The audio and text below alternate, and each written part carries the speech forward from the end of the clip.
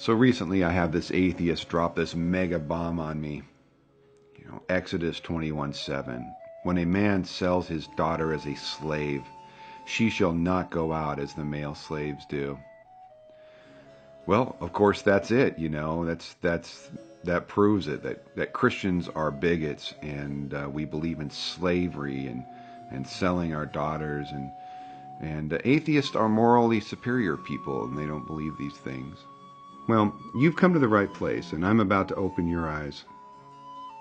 The first thing we need to establish is you do not understand these ancient texts, not even at an elementary level. Your understanding is zero.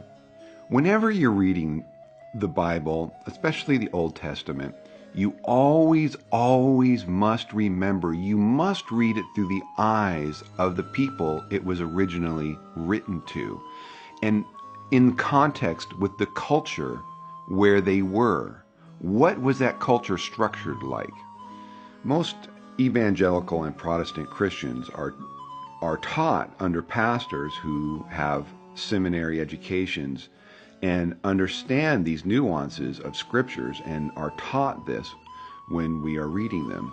If you're an atheist and you don't have any of the benefit of this type of leadership, a book I could recommend to you would be Misreading Scripture with Western Eyes by E. Randolph Richards and Brandon J. O'Brien. So let me just deal with this one passage here for a moment, and this will open your eyes to a lot of the Old Testament. Ancient Israel was a primitive tribal culture that was structured for survival very differently than our culture. They didn't have labor unions or time clocks or anything like that. Their economy was structured around tribal leaders, wealthy, successful business people who were, in essence, little kings. These communities generally specialized in producing some type of goods that were traded with other communities. Essentially, everyone who wasn't a master in one of those communities was a slave. Everyone. Either that or you go out alone and try to make it on your own, which would have been a very hard life in that world. This kind of indentured servitude seems very foreign to us. We abhor it. But there is a contemporary example of this that still exists today. If you ever served in the military, that's exactly what you were, an indentured servant. A slave literally owned by the government. And as tough as military life is, we don't typically think they are abused people. It's even a badge of honor to be such a servant today. We see exactly this in the Bible as well. Abraham's servant Eliezer is a good example. He is given great respect when going to another land to seek a wife for Isaac. Why? He was a representative of Abraham, a known little king in that world. Notice that Abraham sent Eliezer on a long journey with an entourage of other slaves carrying valuable goods on his mission.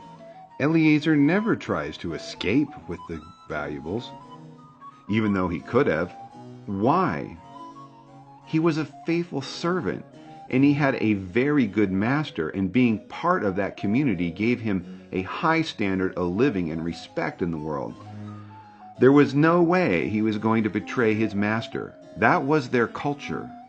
Now back to Exodus 21:7, the verse that proves that Christians hate women and were bigots and believe in slavery. But now let's read it in context with ancient Hebrew culture.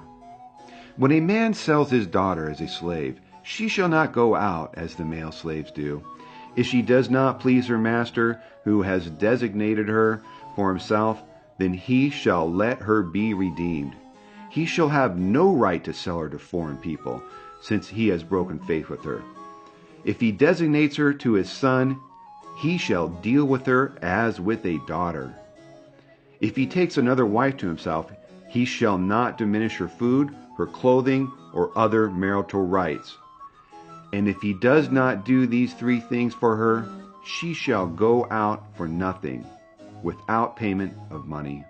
So our immediate response when reading that passage from our cultural point of view, and not their cultural point of view, is, wow! Not only did that man sell his own daughter as a slave, She cannot ever go free like the men slaves do.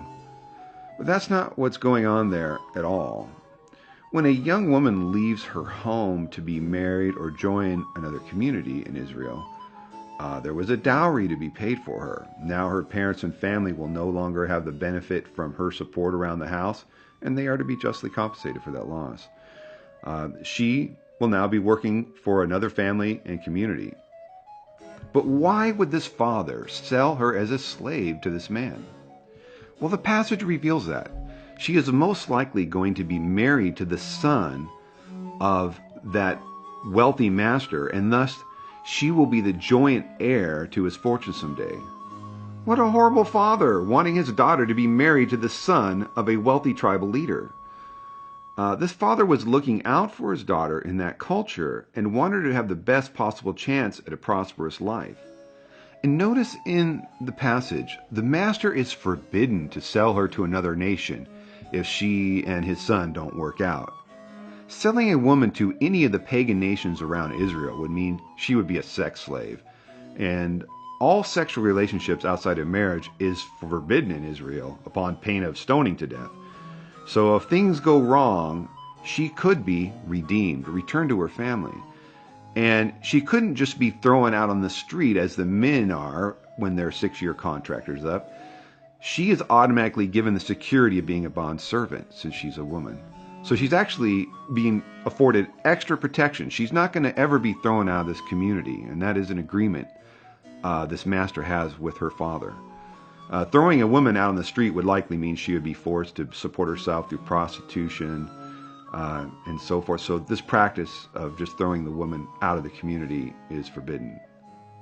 And of course that brings up another so-called atheist gotcha. Why are people stoned to death in ancient Israel just because they wanted a little love? Well, let's imagine for a moment you atheists are correct. There is no God. What possible motive could the Israelites have had to justify the practice of stoning the sexually immoral?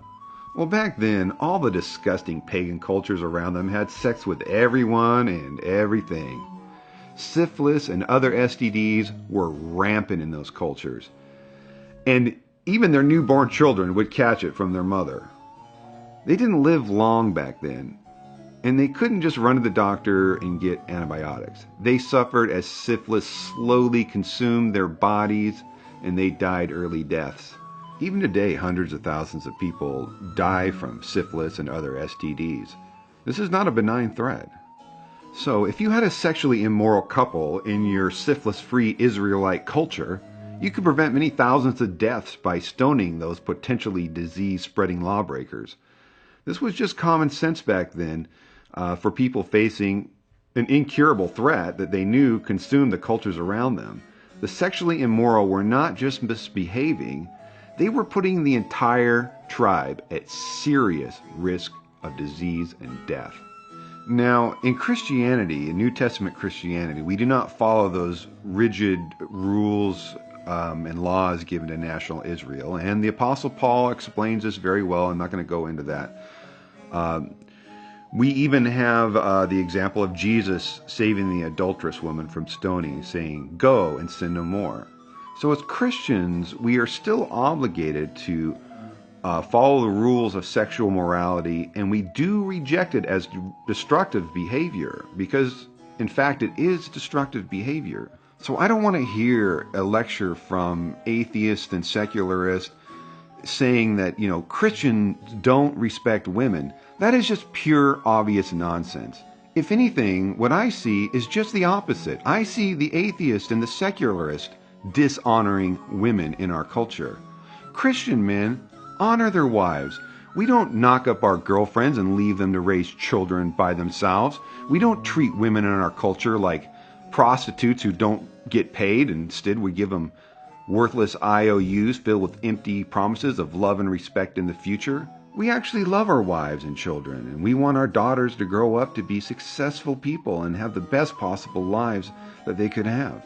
We hold women as equals. We're not oppressors of women. We don't beat our wives and treat them like slaves or something like the pagans did. In fact, it's probably the way Christian men treated women way back in the first century that was a large driving force for the spread of Christianity. You know, what would you want as a woman? To be treated as a slave by the pagan culture around you, or be honored as an equal by your potentially Christian husband, not to mention belong to a community of people that regarded you as a valuable human being? But all that aside, my main point on this video was that slavery and other oddities in the Old Testament, as you were reading it, you were seeing it through foggy glasses, through modern culture. We tend to, the minute we hear the word slavery, we immediately assume, well, gee, that's like what happened in the American South, where they were, you know, they were whipping and beating people and kidnapping them from the other side of the world, and that just isn't the case. You know, as I pointed out, you know, being a slave or a servant in that culture could actually mean high honor in some cases, depending on you know, who your master was and your position within that community. In the case of a man selling his daughter as a slave, in context with that culture and, you know, economic structure, we see that the man was actually trying to improve his daughter's standard of living. To be in a prosperous community meant you had a good food and clothing. Having a chance to marry the son of a leader of such a community was putting your daughter on the top of the world, really, which is completely the opposite impression you get when you first read that passage. And that is due to you really not understanding what's going on in that passage at all, and projecting your modern assumptions into the text. And you know, that's not good exegete for reading these texts. And so, you know, I hope this little talk has maybe hopefully opened your eyes. At least hopefully you won't think Christians think that slavery is okay, and that we hate women, and all these other kind of myths I see out there in the kind of YouTube atheist world. It's just not true. It's just flat out not true. Okay, so I'm going to wrap this up, and thank you very much for watching.